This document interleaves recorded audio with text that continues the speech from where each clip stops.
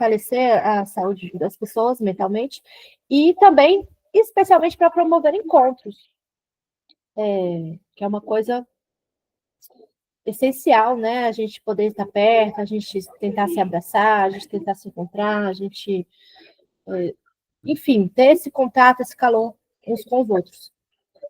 E quero parabenizar aqui o pessoal do Ministério da Saúde Mental, que está preparando uma super programação.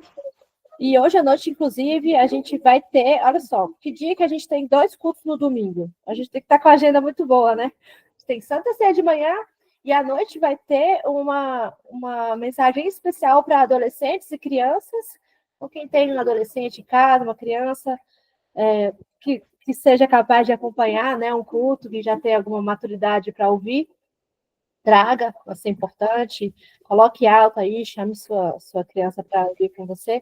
A gente vai ter uma convidada especial. Marcão, você pode falar um pouquinho do pessoal que está aqui sobre esse nosso evento super legal de hoje à noite? Eu até posso tentar, mas aqui o cachorro está latindo um bocado. Eu também tenho cachorro, menino, relaxa. Chama pro culto. Tá aqui, já está presente, está dando glória.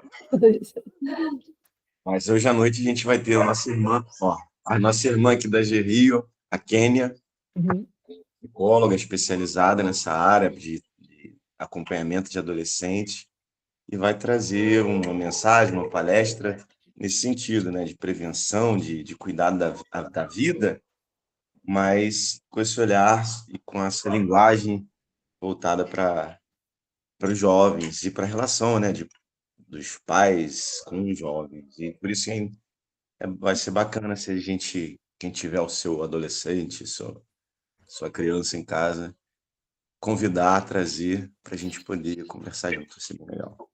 Maravilha. A Paçoca tá mandando olá aí pro seu cachorrinho também, viu? Ela tá sempre participando dos cultos agora com a gente. Faz parte. Pessoal, dito isso, eu tinha um louvor para hoje. Cadê o Dom Maior? Tá por aí? Ele veio? Se ele não tiver, você sabe que você vai ter que tocar, né, Marcão? Pronto, tá aqui o louvor. Que lindo! Manda aí.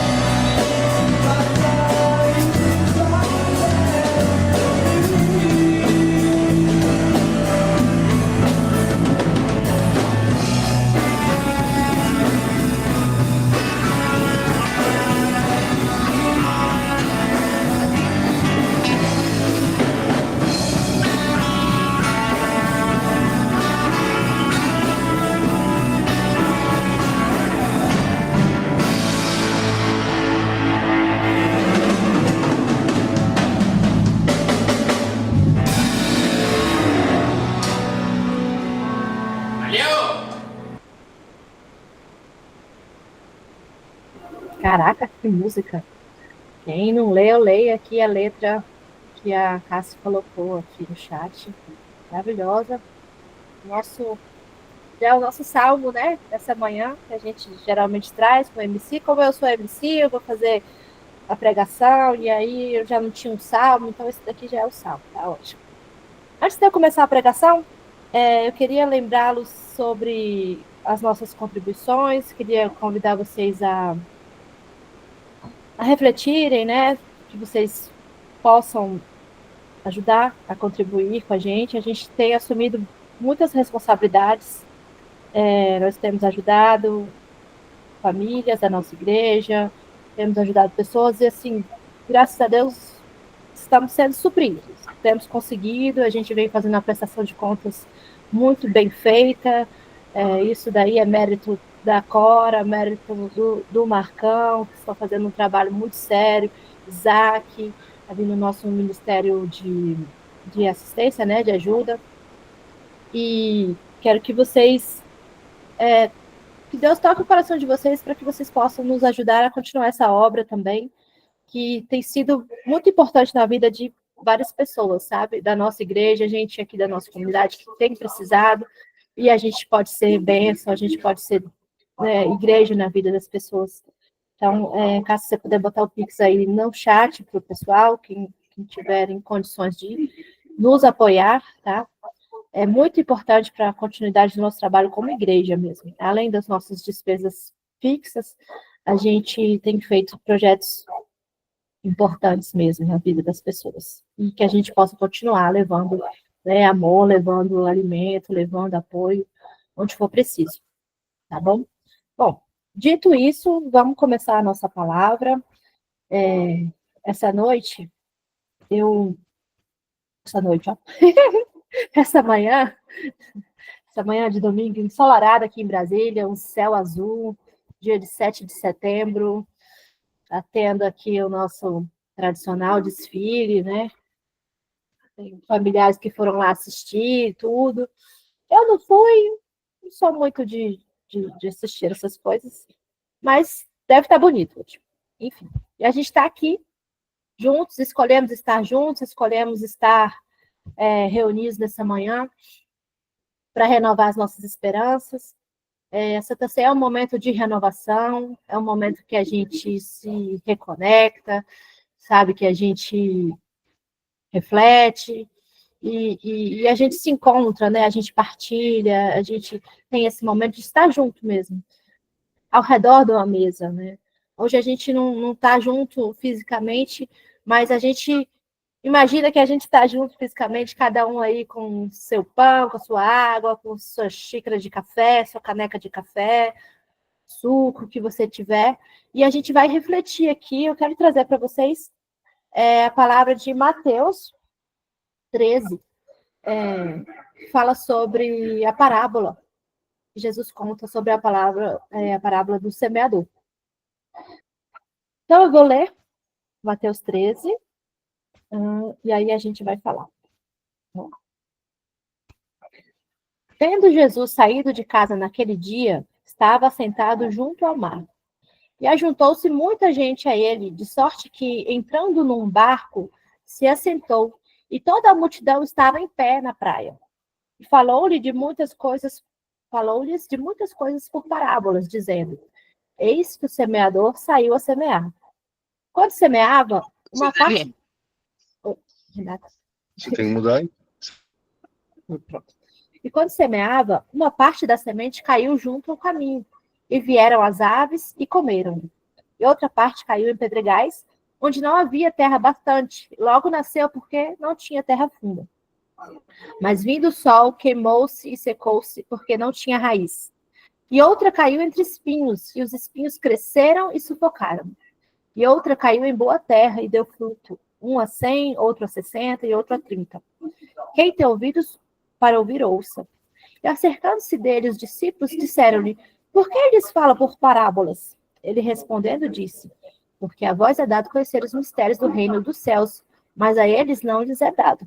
Porque aquele que tem, se dará, e terá em abundância. Mas aquele que não tem, até aquilo que tem, lhe será tirado. Por isso lhes falo por parábolas, porque eles vendo não veem, e ouvindo não ouvem nem compreendem. E neles se cumpre a profecia de Isaías, que diz: ouvindo ouvireis, mas não compreendereis, e vendo vereis, mas não percebereis. Porque o coração deste povo está endurecido, e ouviram de mau grado com seus ouvidos, fecharam seus olhos, para que não vejam com os olhos e ouçam com os ouvidos, e compreendam com o coração e se convertam, e eu os cure. Mas bem-aventurados os vossos olhos, porque veem, e os vossos ouvidos, porque ouvem. Porque em verdade vos digo, que muitos profetas e justos desejaram ver o que vós vedes e não viram, e ouvir o que vós ouvis e não ouviram.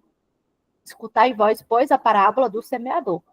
Ouvindo alguém a palavra do reino e não a entendendo, vem o maligno e arrebata o que foi semeado no seu coração. Este é o que foi semeado junto ao caminho. O que foi semeado em pedregais é o que ouve a palavra e logo a recebe com alegria, mas não tem raiz em si mesmo. Antes é de pouca duração. E chegada a angústia e a perseguição por causa da palavra, logo se ofende. E o que foi semeado entre espinhos é o que ouve a palavra, mas os cuidados deste mundo e a sedução das riquezas sufocam a palavra e fica infrutífera.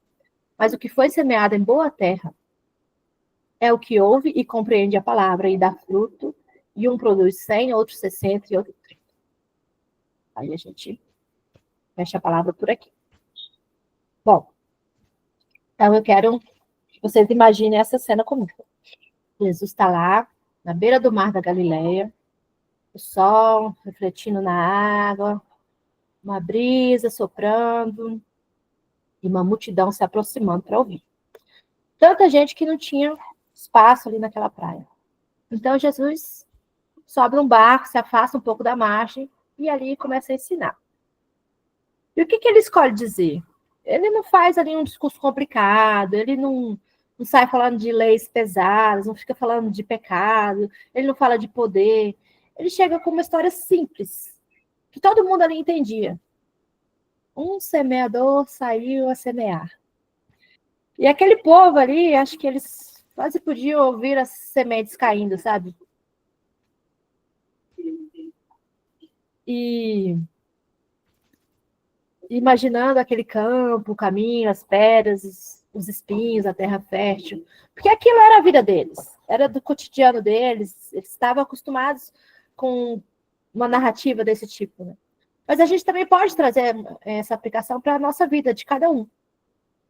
E hoje aqui nesse domingo, eu acho que Jesus ele continua lançando sementes, sementes de amor, sementes de esperança, sementes de recomeço, e a gente vai falar um pouco disso, pensando nesses 4 tipos de solo, né? Jesus fala dos 4 tipos de solo que a gente pode pensar também que são 4 estados do coração. Tem aquele solo à beira do caminho, que a semente sai, a semente cai, mas ela logo é roubada ali pelos pássaros, o vento leva. O solo pedregoso, que nasce rápido, mas que não cria raiz. A semente que cai entre os espinhos, que ela fica sufocada ali, que a gente pode pensar que seja pelas preocupações, pelos desejos. E, por fim, a boa terra, que é aquela semente que floresce e que dá frutos em abundância. E todo mundo já foi um tipo de solo desse em algum momento da vida. E aí vamos falar um pouco sobre esse coração endurecido, né, à beira do caminho. Jesus ele fala do solo duro, da semente em que a semente não entra, que o passarinho leva embora. E a vida da gente é muito assim. A gente vai ficando duro por muitas coisas, né?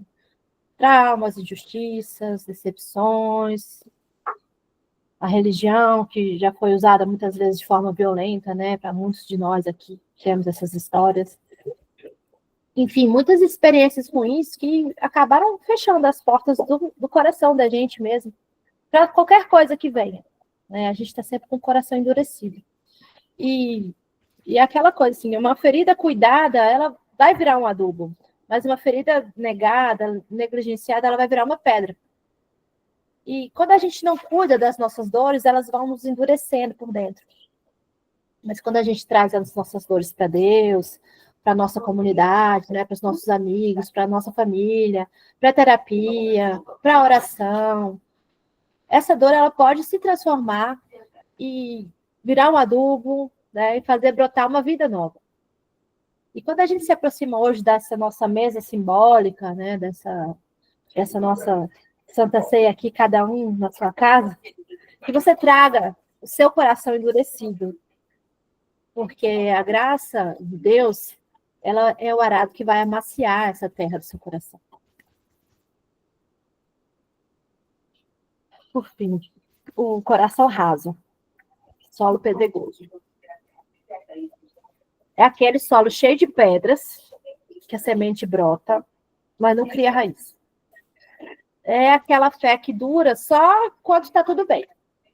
Aí quando vem o calor da dificuldade, quando vem uma crise na igreja, vem um desentendimento, vem um problema, aí a fé da pessoa já ruim. E Deus não me ama, né? Eu não sou merecedora, sei lá, isso aqui não é para mim.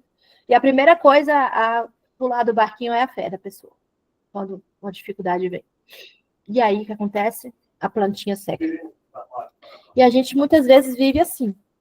A gente se anima com palavras bonitas na igreja, com as músicas que tocam, mas a gente não cria hábitos que vão sustentar a fé da gente. A gente não tem maturidade para viver a nossa fé. A gente vive de oba-oba. A gente vive de empolgação em empolgação, até que venha uma próxima loucura na nossa cabeça, que é, não, agora eu não estou curtindo mais isso aqui não, vou curtir uma outra coisa. Mas a gente precisa criar hábitos, a gente precisa criar, não sei, rotinas que façam a gente estabelecer mais essa fé dentro da gente, para que não seja algo passageiro.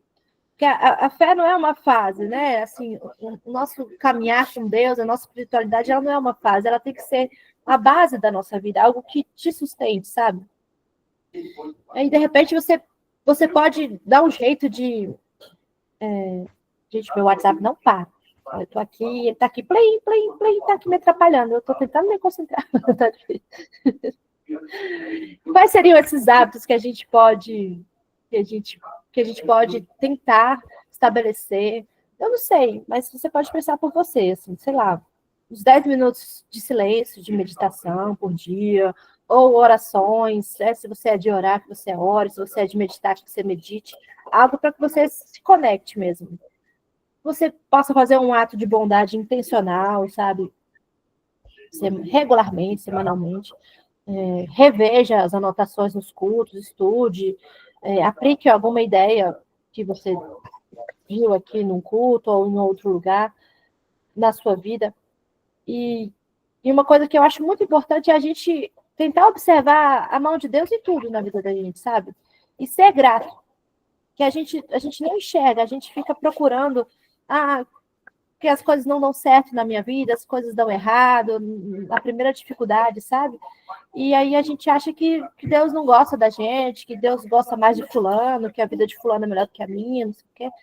Mas, assim, a gente precisa observar a mão de Deus em absolutamente tudo, sabe? Tudo. Assim, na sua família, no seu cachorrinho que está com você, aí latindo no seu ouvido, nos seus filhos, sabe?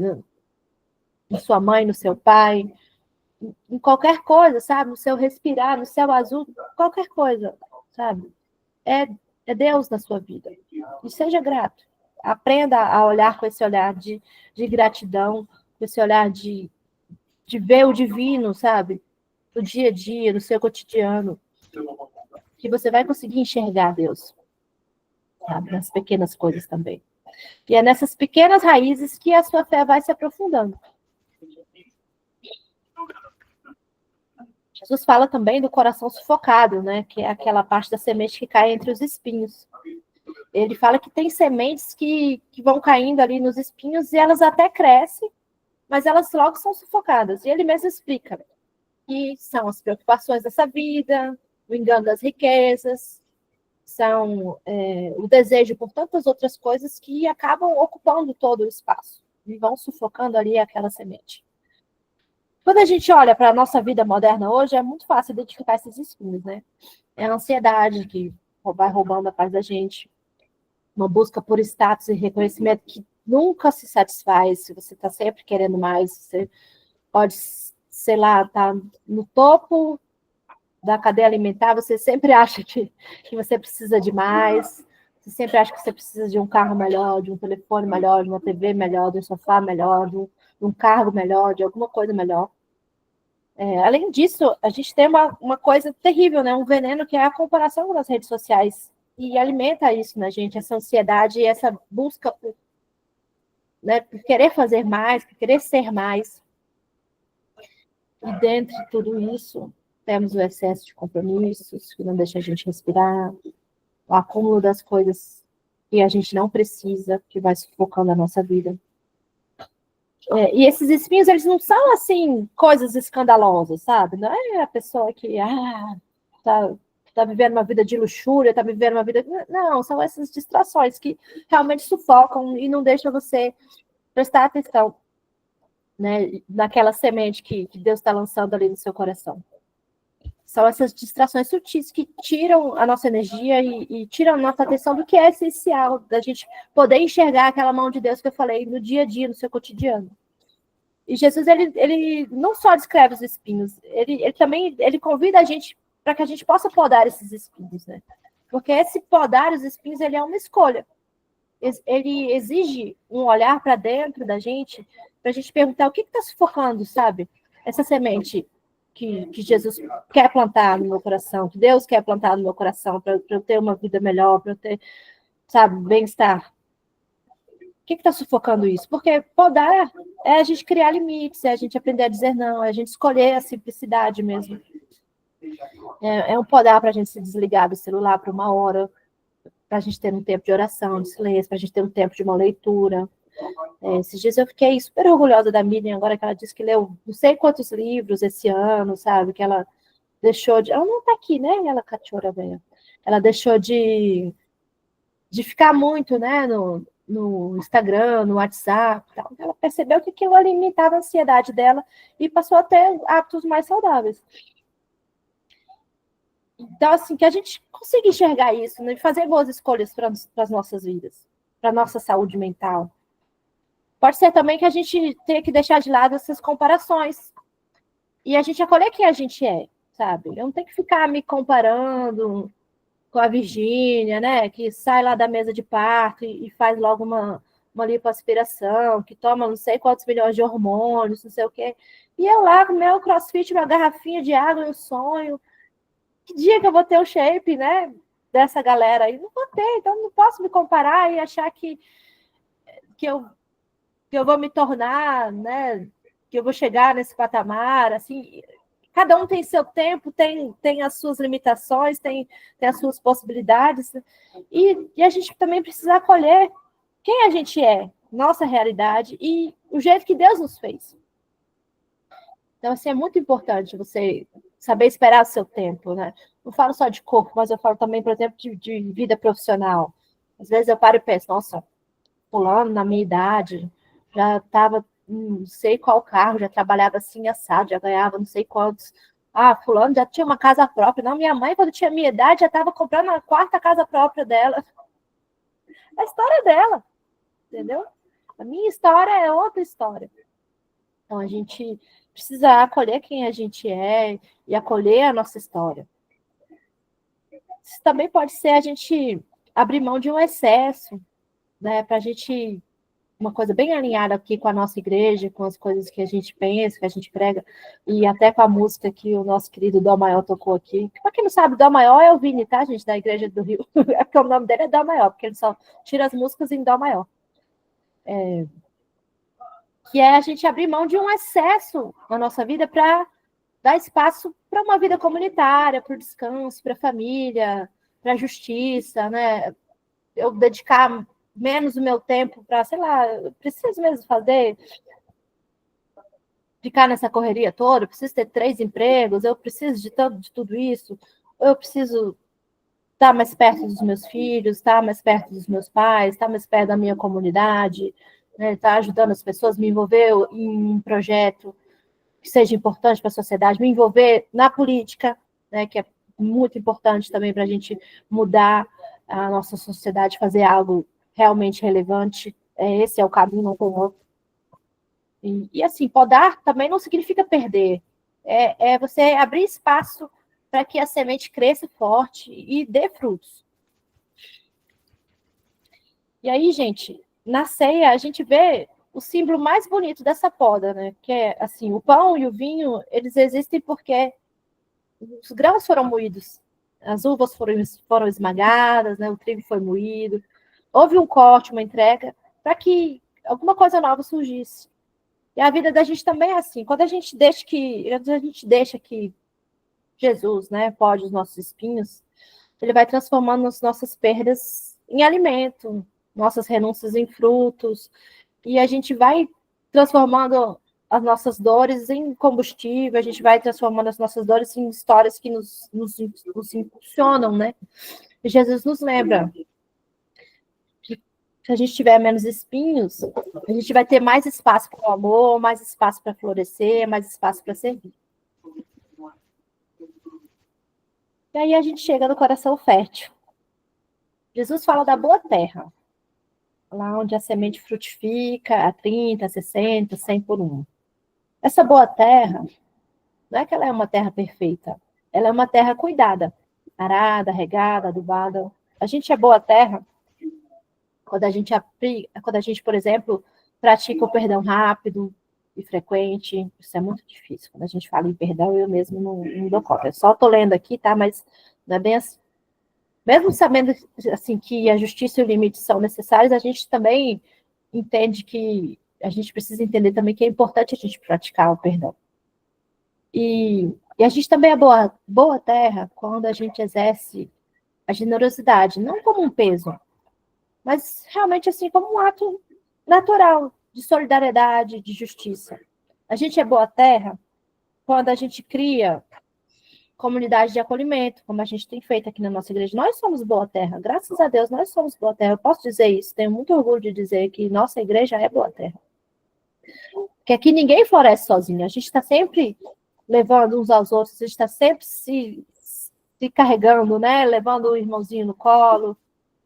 E é isso, o amor de Jesus, ele não só nos alimenta, ele amacia também o nosso solo. E é aqui que a Santa Ceia, ela se conecta com essa parábola. Porque Jesus, ele é essa semente que se entrega.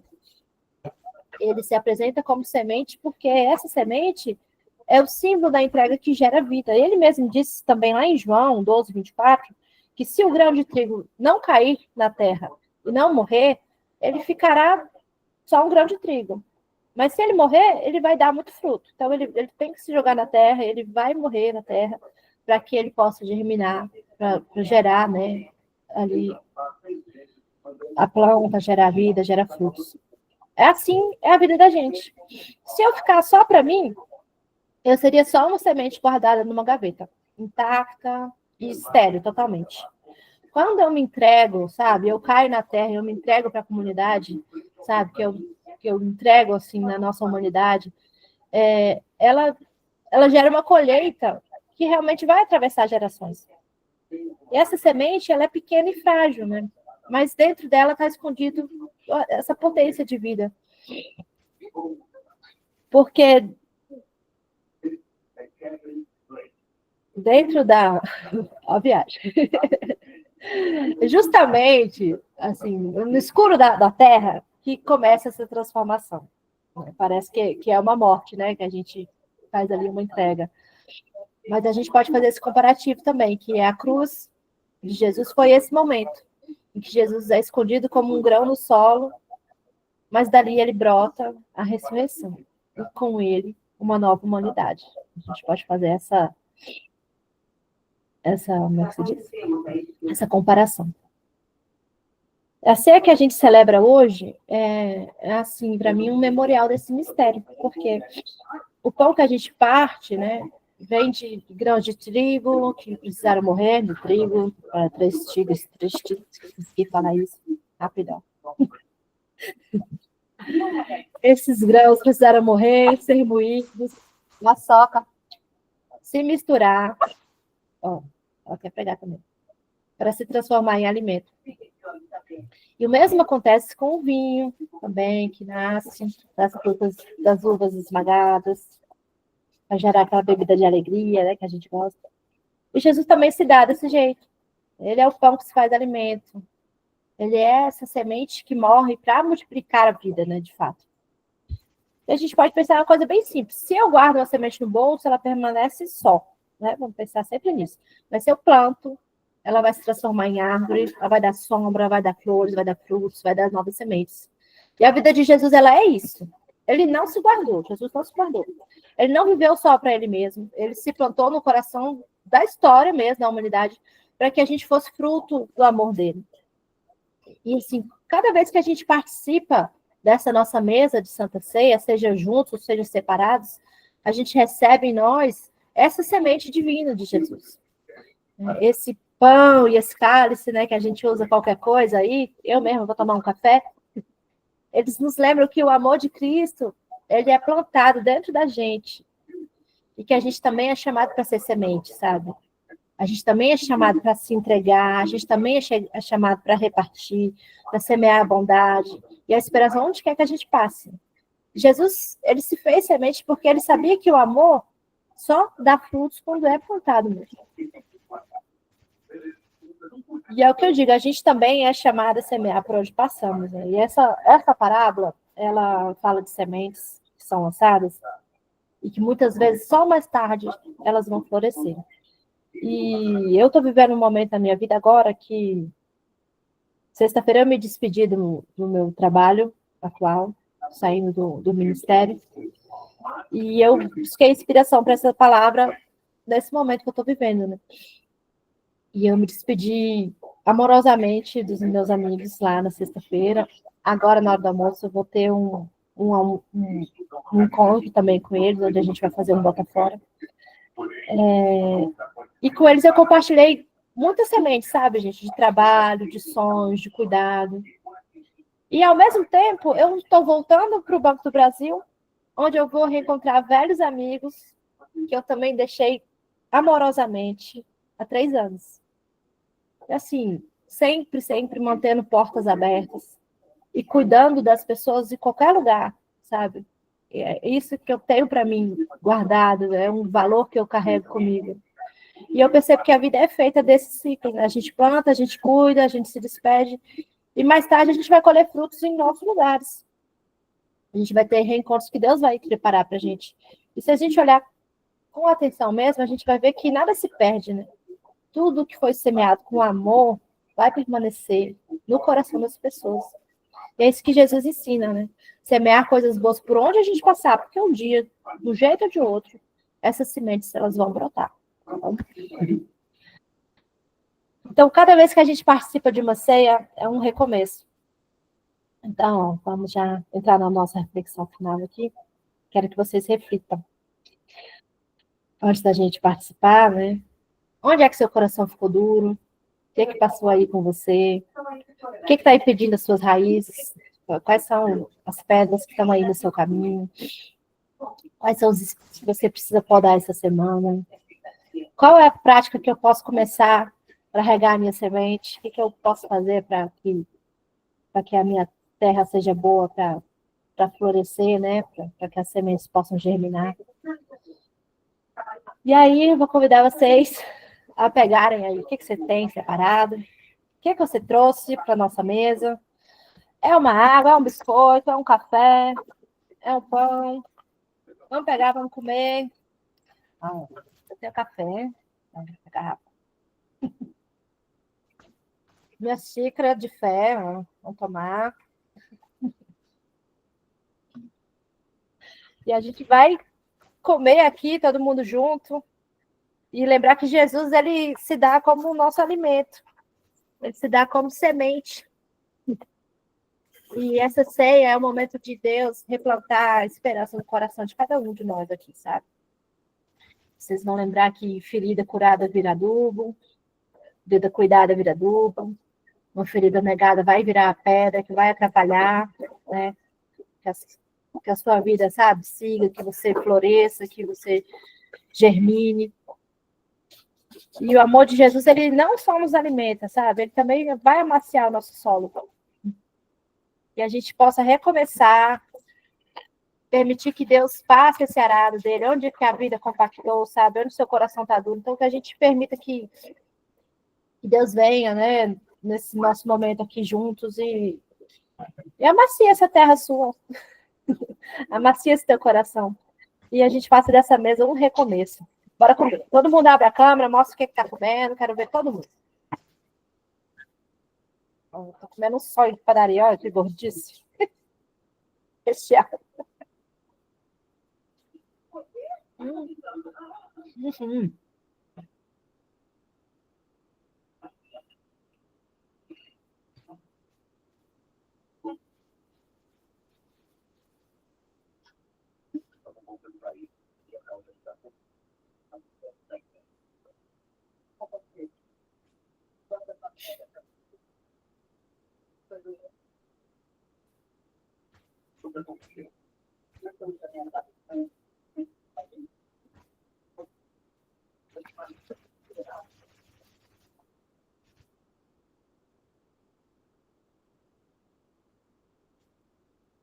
Amém. Agora vocês podem conversar aí, zonear, falar de boca cheia, tá todo mundo liberado. Comentários estão abertos. Se quiser abrir o coração, enquanto mastiga. Não fala de boca cheia, não. Oi, Michael. Oi, pessoal. Bom dia a todos. Eu ia falar boa noite já, você acredita? Eu também estava dando boa noite.